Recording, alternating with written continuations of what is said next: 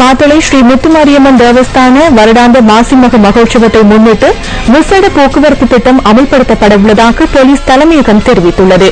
அதற்கமைய நாளை மறுதினமும் காலை 7 மணி தொடக்கம் மாலை 6 மணி வரை மாத்தளை நகரில் விசேட போக்குவரத்து திட்டம் அமல்படுத்தப்பட உள்ளது.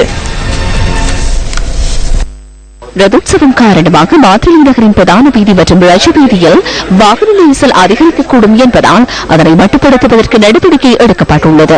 இதன் காரணமாக குறித்த வீதிகளை பயன்படுத்தும் வாகன சாரதிகளை மாற்று வீதிகளை பயன்படுத்துமாறு போலீசார் அறிவுறுத்தியுள்ளனர். அதற்கமைய தம்புள்ளையிலிருந்து மாத்தளை நோக்கி வரும் வாகனங்கள் தொடுகமுவ சந்தையில் இடது பக்கமாக திரும்பி இம்புலதாண்ட வீதியினூடாக கனன்கமுவ சந்தைக்கு சென்று அங்கிருந்து வலது பக்கமாக திரும்பி பராபத்தை வீதியூடாக பயணித்து கண்டுளிப்பல்ல பாலத்தை சென்றடைந்து அங்கிருந்து ரத்தோட்டை வீதியூடாக வேறுகம சந்திக்கு சென்று அங்கிருந்து வலது பக்கமாக உள்ள கிவுன வீதியூடாக மாத்தளை நகரை சென்றடைய முடியும் என போலீசார் தெரிவித்தனர்.